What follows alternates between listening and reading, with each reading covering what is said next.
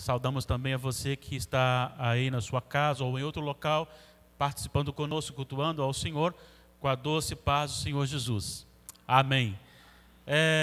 Irmãos, parece ter um ano, até parece que eu tirei férias de novo, né? Porque semana passada, no domingo da semana passada, nós estávamos ali no final de semana em Carandaí, pregando na igreja presbiteriana de Carandaí, por ocasião do aniversário da igreja, e retornamos, chegamos então na quarta-feira passada à noite.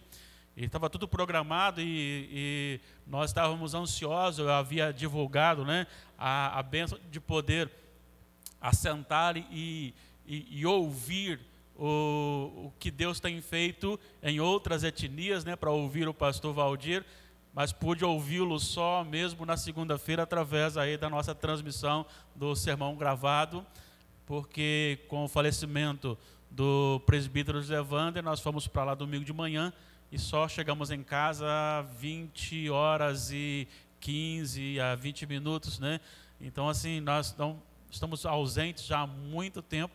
Estivemos na sexta-feira, mas estamos ausentes da igreja. Isso parece uma eternidade. Então, ficar longe dos irmãos não é fácil, não. Viu? E é por isso que, enquanto o Senhor mandar ficar, a gente vai ficar aqui com muita alegria. E serão muito pacientes com a gente, com certeza, né?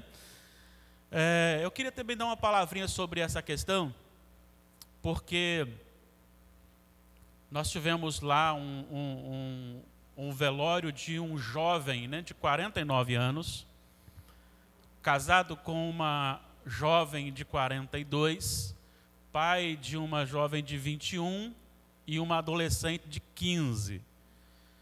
Lá estavam os pais dele, vivos ainda, todos os irmãos e também a nossa família, porque ele é sobrinho, porque ele é casado com a minha sobrinha, né? Mas a gente, assim, durante toda a parte do velório, a gente experimentou algo sobrenatural.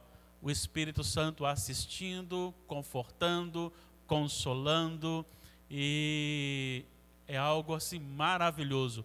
Realmente é algo muito bom ser comprado pelo sangue de Cristo, ser restaurado e ser reconciliado com Deus. Então os irmãos podem, sem dúvida nenhuma, agradecer a Deus por tudo que Ele operou ali juntamente conosco. Muito bem, queridos irmãos, eu quero hoje compartilhar aqui a Gênesis capítulo 6. Nós leremos os versículos 7 a 13, depois o versículo 22. Gênesis capítulo 6, 7 a 13, depois o 22. Assim está escrito: disse o Senhor: farei desaparecer da face da terra o homem que criei, o homem e o animal, os répteis e as aves dos céus, porque me arrependo de os haver feito. Porém, Noé achou graça diante do Senhor. Eis a história de Noé. Noé era homem justo e íntegro entre os seus contemporâneos. Noé andava com Deus. Gerou 3 filhos, Sem, Cã e Jafé. A terra estava corrompida. A terra estava corrompida à vista de Deus e cheia de violência. Viu Deus a terra e eis que estava corrompida, porque todo ser vivente havia corrompido o seu caminho na terra.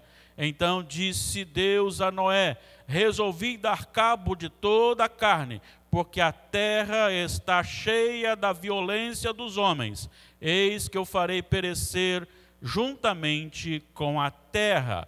Versículo 22. Assim fez Noé, consoante a tudo o que Deus lhe ordenara. Vamos orar mais uma vez? Vamos agradecer a bênção de nos unirmos em congregação para juntos adorar o Senhor, para o estudo da palavra do Senhor. Peça a Deus para preparar o seu coração, para que o seu coração esteja apto a receber a mensagem do Senhor. Curva sua cabeça e fale com Deus.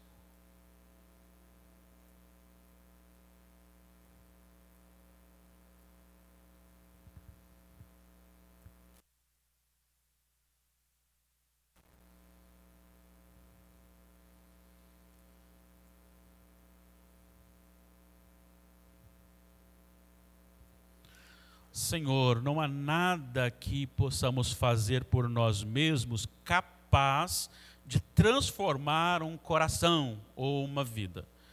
Eu não posso transformar ninguém, nem a mim mesmo. Somente a tua palavra, tua poderosa palavra, pode transformar a nossa vida. Por isso, rogamos-te que socorre-nos e fale ao nosso coração, de maneira a avivá-lo, para que ele seja o trono do Senhor, para a glória do Senhor, em nome de Jesus. Amém. Queridos amados irmãos, nós deparamos com a palavra de Deus, e não só com a palavra de Deus, mas com a história, revelando a soberania de Deus e que tudo o que acontece está nas mãos de Deus.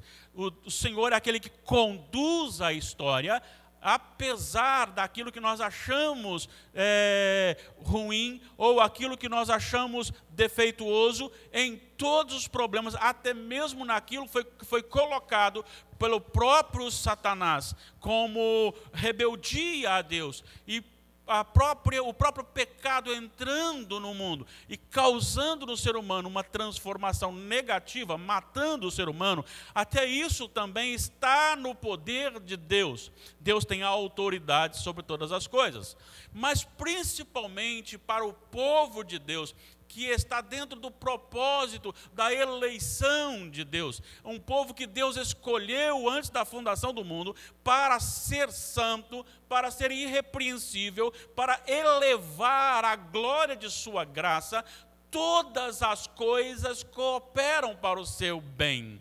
Na verdade, o Salmo 11, um amigo compartilhou comigo, então aproveito para citá-lo aqui. O Salmo 11 diz isto: o Senhor prova o justo, mas o Senhor, Ele tumultua o caminho do ímpio, porque o Senhor ama aquele que é filho dele, o Senhor cuida dele, o Senhor trabalha, o Senhor move, o Senhor age na vida dele. O Senhor está dentro daquilo que nós vemos como soberano, como Senhor absoluto, como aquele que trabalha e move a história.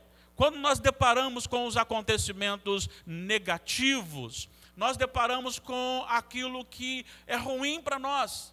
Nós não achamos bom, mas no final vemos que Deus está transformando alguma coisa para o nosso próprio bem. Dilúvio. O que é o dilúvio? Talvez seja uma das primeiras historinhas que as crianças aprendem. Nós fomos ensinando a história do dilúvio, como aconteceu. Tem imagens, tem figuras, e aí vai mostrando o dilúvio. E realmente o dilúvio foi algo assim, que teve muito mais do que uma simples história. A epístola de Pedro, a segunda epístola, o apóstolo Pedro vai dizer que Noé era pregador da justiça de Deus. Há algo ali para encorajamento daqueles que tinham a promessa de Deus. Aqueles que entenderam que Deus está no controle. Deus é aquele que não dorme em momento algum. Então nós aprendemos com todas as coisas. Deus nos ensina. E hoje o nosso tema é justamente esse: aprendendo com o dilúvio. Aprendendo com o dilúvio. Quando nós olhamos para o texto lido e com tudo aquilo que o cerca, nós deparamos com algumas lições que eu quero compartilhar com os nossos amados irmãos. Fique bem à vontade, mergulhe no texto com todo o seu coração, para que você possa ser enriquecido nesse texto. E eu quero então destacar algumas lições importantes que nós aprendemos aqui com o dilúvio. Nós aprendemos com o dilúvio que o coração do homem é totalmente pervertido. Se nós olharmos no contexto anterior, o versículo 5, nós encontramos no capítulo 6, versículo 5, o seguinte: viu o Senhor que a maldade do homem se havia multiplicado na terra e que era continuamente mal todo o desígnio do seu coração. Quando nós olhamos para frente, nós encontramos no versículo 6, o Senhor se arrependeu de ter feito o homem na terra e pesou-lhe o coração, dado a sua perversão. E ele disse, vou destruir porque o homem está pervertido. O coração do homem, ele é totalmente dominado pelas trevas. Muitas pessoas hoje, na boa intenção, dizem o seguinte: eu senti no coração, por isso eu fiz. Como se Deus estivesse guiando-o pelo seu próprio coração. Isso é muito perigoso, porque o próprio Deus disse aqui que o coração, no versículo 5, era continuadamente mal todo o desígnio do seu coração. O profeta Jeremias diz que o coração do homem é enganoso. Eu já deparei-me com pessoas que condenavam a questão de sonhos como revelação, mas quando era algo que o beneficiava, então ele disse, mas alguém sonhou a meu respeito. Então, o nosso coração ele é pendente àquilo que nos favorece. E o nosso coração ele está doente, ele está morto, e ele quer só produzir coisas que vão ao nosso próprio bem, para a nossa própria elevação. Em todo tempo nós vemos isto. Nós vemos o apóstolo Paulo dizendo também, agora aos romanos, que não há um justo sequer, que a vontade, o desejo é a mortificação, ou seja, é cada vez mais agir segundo o padrão deste mundo. E se nós colocarmos então para a nossa vida, no dia a dia, não é difícil você entender isto. Vamos pensar um pouquinho aqui e vamos relembrar umas coisinhas? Já percebeu como os nossos filhos já crescem manifestando este coração enganoso? Já percebeu que o filho, ainda pequeno, ele é capaz de agredir a mãe ou uma outra pessoa batendo no seu rosto? Você já percebeu que um filho pode estar pegando aquela birra terrível e esperneando contra um colega, e você pega então o seu, seja lá se for menino, um carrinho, e entrega para ele, ele pega, joga aquilo para lá dizendo que não quer. Se na mesma hora você pegar aquilo e entregar para o menino que está perto, na mesma hora ele avança lá e toma e diz, é meu. Já percebeu que isso acontece com muita facilidade com as crianças? Mas você já percebeu também que o erro na vida do outro é erro, mas na nossa vida é só uma questão de estresse? Já percebeu que o outro, quando fala mais alto, é grosseiro, mas quando eu falo mais alto, eu sou sincero? Já percebeu que quando o outro faz algo e aquela pessoa teve um problema, nós o atingimos, mas quando fazemos a mesma coisa, nós nos justificamos? Porque o coração do homem é mau. O coração do homem é mau. E Deus disse, o dilúvio vem por causa da maldade do homem. Mas também o dilúvio nos ensina que em meio a esses corações corrompidos, é possível ter um coração gerado por Deus. Aqui nós temos esse povo todo que tinha este coração desta forma, mas no meio deste povo havia uma família. E essa família achou graça diante do Senhor. Esse homem era Noé. E é interessante porque Noé tem algumas qualidades que eu vou destacar aqui. E a primeira é que Noé era um homem justo e íntegro em meio a uma sociedade corrompida. Já viu como é que nós justificamos os nossos erros? Mas também ele não dá. Olha só, Noé vivia no meio deste povo. E Noé era um homem no coração íntegro, justo. Era um homem diferente. Era um homem que não era moldado pela maioria. Agora, pense comigo a dificuldade que este homem enfrentava. Porque só a sua família fazia a vontade de Deus. Todos os outros eram contrários à vontade de Deus. Já imaginou? Só você e sua família, só você, sua esposa, seus 3 filhos e suas 3 noras. vivendo num mundo todo contra Deus. E só você, nós temos, ficamos chorando aqui muitas vezes, porque estamos sendo perseguidos, estamos perseguindo, né? Estamos perseguindo aí, mas na verdade nós temos aí muitos, igual Elias, nós somos igual Elias, né? Só eu sou bem, não, tem muitos com você, e pior, sofrendo, e que estão lá firmes no Senhor,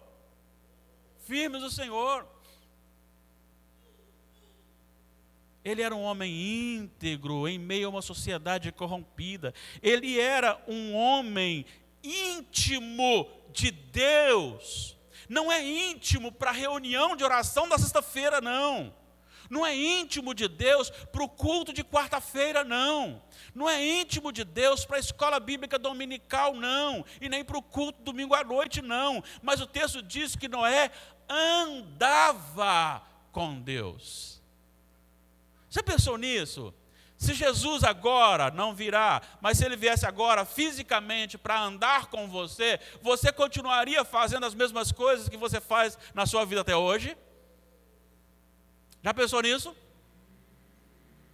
Já pensou Jesus sentado do seu lado para ver um filme?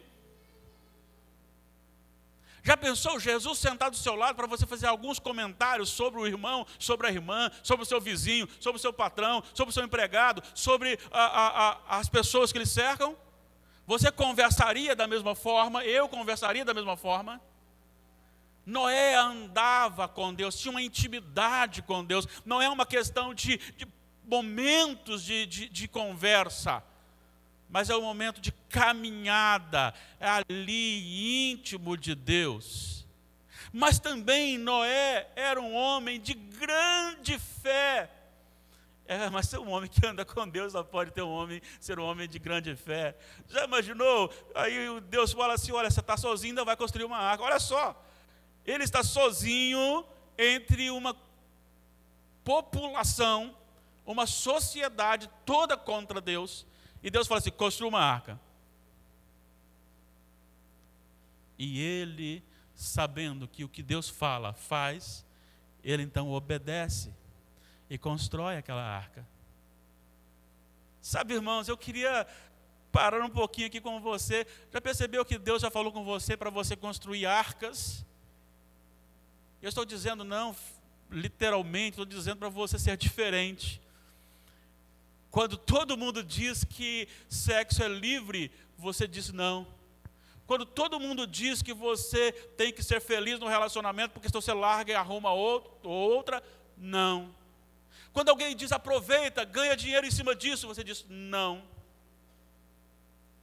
Quando alguém chega e diz, vamos só uma mentirinha aqui, vai ajudar, não.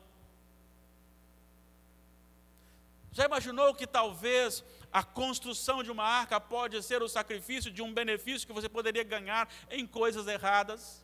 E você diz, não. Precisamos sim, como eu disse no início, Paulo disse, eleitos e predestinados para sermos santos e felizes. Para sermos irrepreensíveis perante Deus. Homem íntegro em meio a uma sociedade corrompida, íntimo de Deus quando todos estavam contra Deus, e um homem de grande fé diante de todas as impossibilidades. Então o dilúvio revelou que há um coração corrompido e estava aumentando cada vez mais, mas revelou que há pessoas que Deus pode usar e usa em meio a isto. Mas agora eu quero trabalhar algo mais diretamente, muito sério para a sua vida.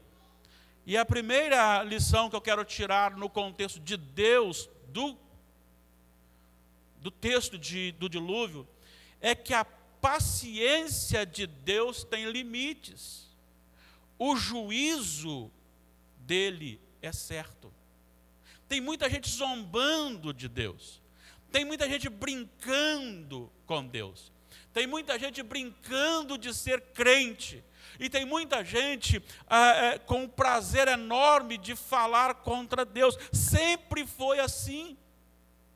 Levantaram-se contra o Senhor Jesus. Levantaram-se contra os discípulos de Jesus. Levantaram-se contra muitos homens e mulheres da história que caminharam aos pés de Jesus. Levantam hoje contra o povo de Deus. Zombam de Deus como que, não, Deus não virá mais. A frase é: desde que eu entendo por gente, Jesus ainda não voltou. Mas quantos que falaram isso já foram e não tem mais chance de voltar? O autor aos Hebreus diz que horrível coisa é cair na mão do Deus vivo. O Senhor tem o tempo dele, tudo de Deus tem o tempo. Não é algo assim como nós fazemos de aproximação. Se tem uma coisa que me deixa assim, com certa, qual o termo que se usa muito aqui? Não é arrelia. Gastura, obrigado, Natália. Me deixa com gastura, é quando eu chego numa igreja e a pessoa fala assim: vamos marcar para 7h30 para sair 8. Isso me deixa com gastura. Por que tem que marcar 7h30 para sair 8? Nós vivemos por aproximação, nós vivemos por atrasos, nós não valorizamos a pontualidade e não gostamos daqueles que são pontuais. Mas Deus não, Deus é pontual em tudo. Se você olhar, eu gosto muito de citar isso, né? Logo à frente, capítulo 15 de Gênesis, a partir do versículo 12, Gênesis 15, 12, ao pôr do sol caiu profundo sono sobre Abrão, e grande pavor e cerradas trevas o acometeram. Então lhe foi dito: sabe com certeza que a tua posteridade será peregrina em terra alheia, e será reduzida à escravidão, e será afligida por 400 anos. Mas também eu julgarei a gente que tem de sujeitar-se, e depois sairão com grandes riquezas, e tu irás para os teus pais em paz, serás sepultado em ditosa velhice. Na 4ª geração tornarão para aqui, porque não se encheu ainda a medida da iniquidade dos amorreus. Ou seja, Deus tem um limite para aquele povo, para ministrar o seu julgamento. Se nós olharmos em Apocalipse, eu não vou agora saber o endereço, mas diz que as almas dos decapitados estavam clamando por justiça, e o Senhor disse: acalmem-se, porque ainda não morreram todos que têm que morrer pelo Evangelho. Tudo tem um tempo. Tudo de Deus tem um tempo, não tem marcar para... O Senhor não marcou a vinda de Jesus para o ano tal, para a possibilidade de vir depois. Vai dizer que no tempo pré-determinado, Deus enviou seu Filho. E agora aqui, Deus diz: olha, você vai construir uma arca. E vai dizer que o tempo de vida é 120 anos. É o tempo da construção. É o tempo da oportunidade. Mas há um momento que a paciência de Deus chega no limite. E nós precisamos entender isso, não só entender isso, mas nós precisamos respeitar isso, temer diante disto. Enquanto esses estão zombando de Jesus, enquanto estão falando mal do Senhor Jesus, enquanto zombam de Deus, o Senhor está apenas aguardando o tempo que Ele mesmo determinou para ministrar o juízo. Foi assim. É só olhar na frente aqui, é só olhar no capítulo 7. Olha só, no capítulo 7 você encontrará então o início do capítulo falando a respeito de que entra agora na arca tu e tua casa, porque reconheço que tem sido justo diante de mim. E aí ele vai dizer que leva com tudo isso, entrou, versículo 6, tinha Noé 600 anos de idade quando as águas do dilúvio inundaram a terra.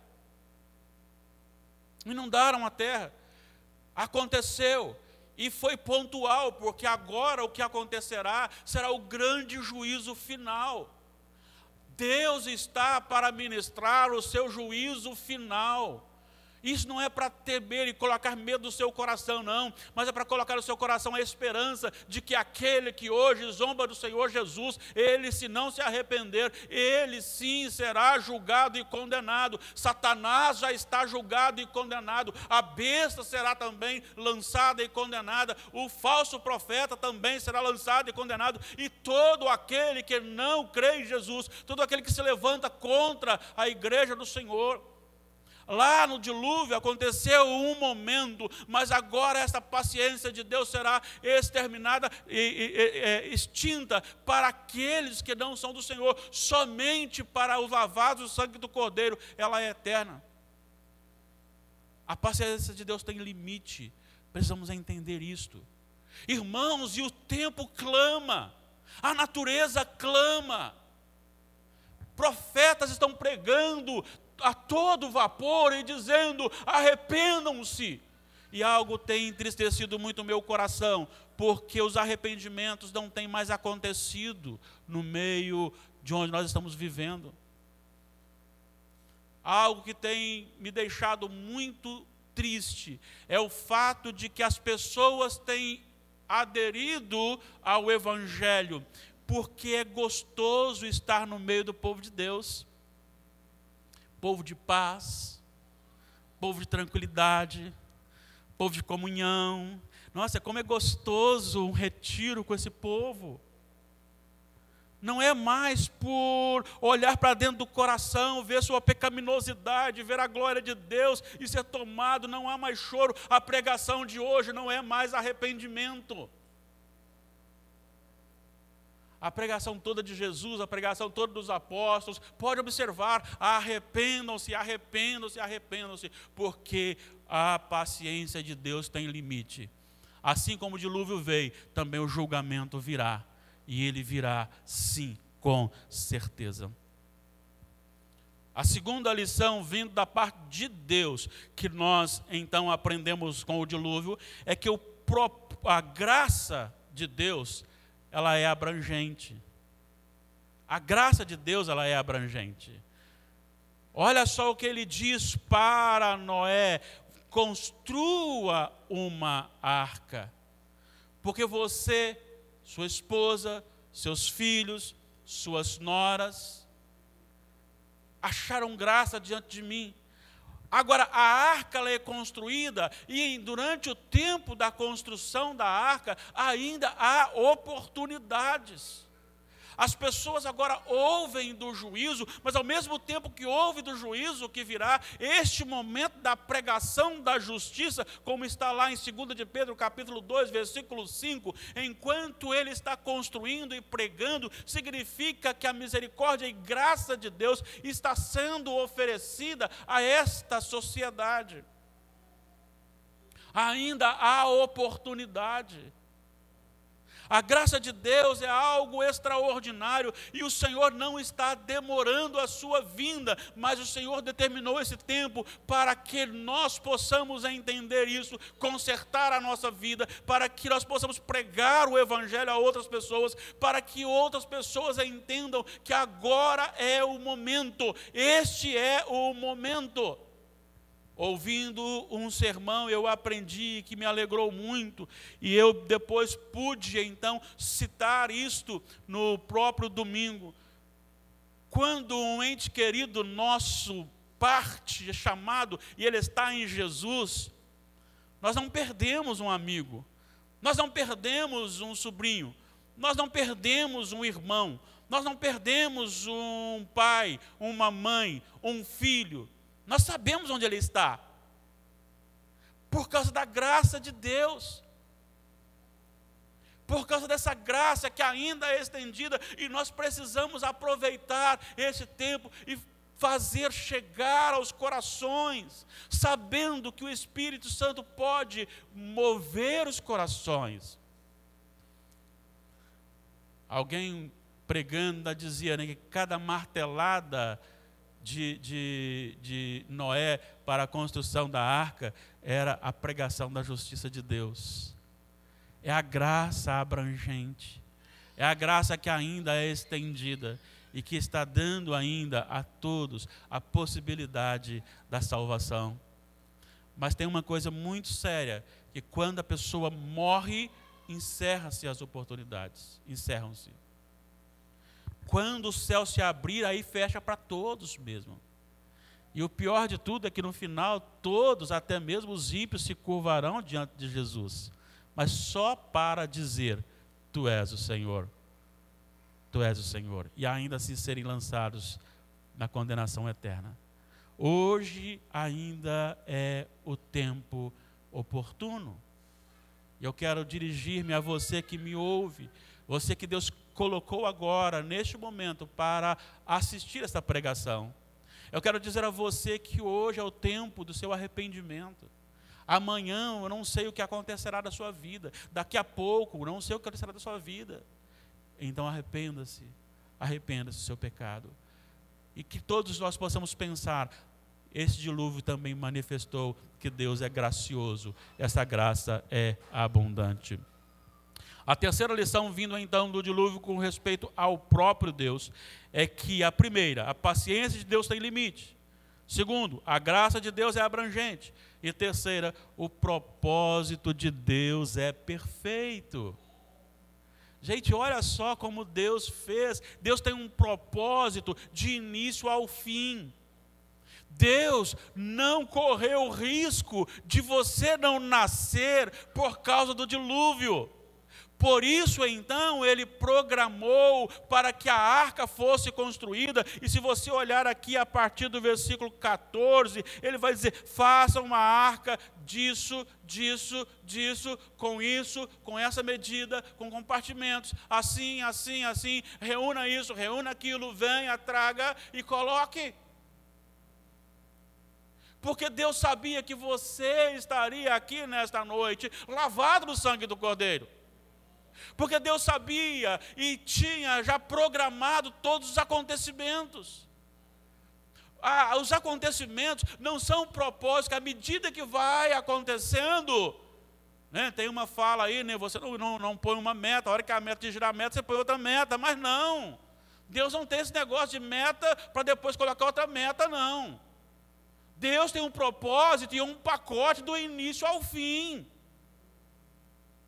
Deus já programou lá na eternidade a formação de Adão e Eva, o nascimento de Caim, de Abel, e Deus programou o seu nascimento, Deus programou essa igreja aqui presente, Deus programou o último dia, o último minuto, o último segundo, quando o céu abrir, quando Jesus voltar, o grande julgamento. Deus programou o novo céu e a nova terra, tudo antes da fundação do mundo.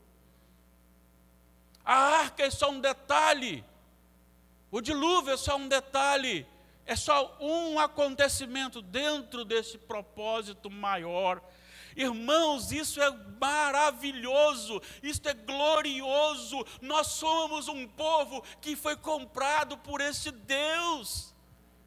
Nós fomos criados por esse Deus, para esse Deus. Irmãos, nós temos esse Deus todo-poderoso.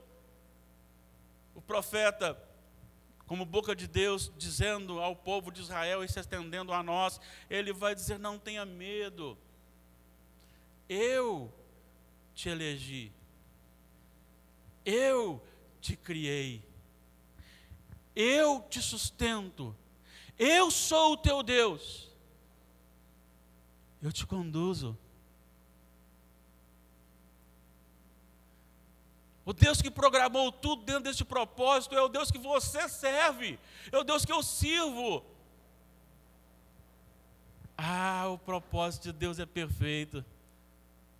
E quando eu olho na perfeição do propósito de Deus, eu preciso entrar no plano da salvação. O que eu tenho pregado aqui e vou continuar pregando, como pode Deus me salvar, sendo que Ele não inocenta o culpado? Sendo que a lei tem a função de dizer para mim que eu sou o culpado.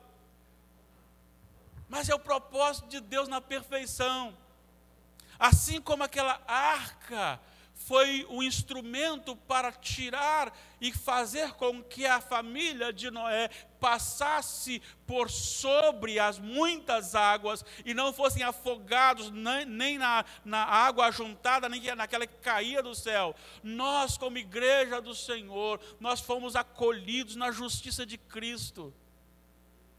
Quando Ele, então, assim como a arca recebeu tudo aquilo que era como água, como possivelmente madeira que batia nela, coisas do tipo, agora muito mais intensificado, agora Jesus Cristo recebe toda a possibilidade de pecado na tentação. Ele vence tudo a ponto de ir para a cruz, a ponto de receber a ira do Pai, a ponto de receber a ressurreição, que é a nossa vitória. Ah, meu amado irmão, o propósito de Deus é perfeito. Ele sabia já antes da fundação do mundo que você receberia o nome que você tem, que você nasceria no dia que você nasceu e que você morrerá no dia em que você morrer.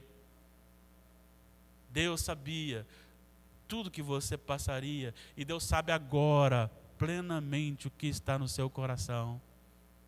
Deus sabe da sua vida e Deus tem um propósito para a sua vida. Deus tem um propósito para a nossa vida.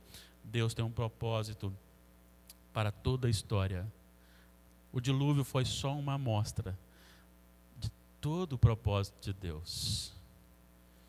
Eu queria concluir convocando a pensar nesse Deus soberano, magnífico. Esse Deus que domina a história. Ele não domina a história porque Ele é Senhor da história no sentido de que Ele tomou posse de alguma coisa. Não, mas Ele criou a história. A história é dele. Às vezes nós tomamos posse de alguma coisa e começamos a dominar aquilo.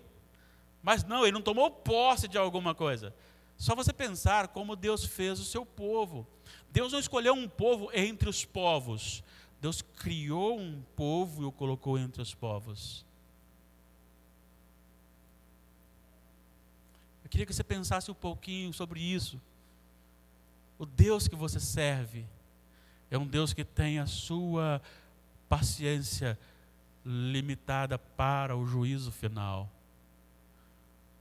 Um Deus que ainda age pela sua graça, lhe dando a oportunidade de um renovo. Eu não queria que você se renovasse para ser salvo, não, porque por mais que você se renove para ser salvo, você nunca vai conseguir ser salvo. Mas porque você é salvo, porque Ele te salvou. Renove a sua vida, viva para Deus, intensamente para o Senhor, para a glória do Senhor. Esse Deus que domina tudo e a sua graça. O salmista chega a dizer que a terra está cheia da bondade do Senhor. E que tem esse propósito maior. Ele sabia que hoje nós estaríamos reunidos aqui, louvando e adorando o seu magnífico nome. Eu queria que você pensasse um pouquinho, você está também diante de uma sociedade corrompida. A justiça tem sido distorcida. Os juízes têm vendido sentenças. A ideologia tem sido programada acima do que a lei determina. O povo egoísta, mais egoísta, mais egoísta, mais egoísta. Aquele que recebe lá um salário elevado é capaz de roubar aquilo que era para a saúde do mais pobre. Cada vez mais egoísta, cada vez mais egoísta. Mas não justifica você estar neste meio e se misturar com eles, porque assim como Noé, eu quero clamar ao seu coração para que olhe para o Senhor, assim como Noé olhou para o Senhor. Seja íntegro em meio a uma sociedade corrompida. Talvez lá na sua casa, a sua família tem vivido de forma equivocada, vivido para as trevas. Talvez o que você tenha recebido dentro da sua casa é algo terrível. Não importa, você é diferente. Assim como Noé era íntegro em meio àquela sociedade, você precisa ser íntegro ao Senhor, íntegra ao Senhor, lá dentro da sua casa. As falhas dos outros não podem justificar os nossos pecados. Talvez, estou meio desanimado com a igreja, porque lá tem o fulano de tal. Como se isso fosse valer alguma coisa para justificá-lo no último dia. Seja um Noé. Seja íntimo de Deus de tal maneira que você não tenha vergonha de abrir o seu coração e dizer: Senhor, vem ver televisão comigo. Senhor, vem ver vídeo comigo. Senhor, vamos até tal lugar. Senhor, vamos comer comigo. Senhor, vamos beber comigo. Claro, não bebida alcoólica. Então, você precisa andar com Deus. Precisa andar com Deus. Eu quero então dizer, tem 2 versículos para eu fechar aqui. Assim fez Noé, consoante a tudo que Deus lhe ordenara. Versículo 22. Capítulo 7, versículo 5. E tudo fez Noé, segundo o Senhor lhe ordenara. Irmãos, irmãs, precisamos nos renovar na presença do Senhor, para a glória do Senhor. Em meio a uma sociedade corrompida, viva para a glória do Senhor, porque você tem conhecimento, assim como Noé tinha, de um Deus Todo-Poderoso, Criador, sustentador, Senhor de todas as coisas. Um Deus que tem a sua paciência limitada para a aplicação da sua justiça, que tem uma graça abundante, que tem um propósito perfeito. Coloquemos-nos em pé, oremos ao Senhor.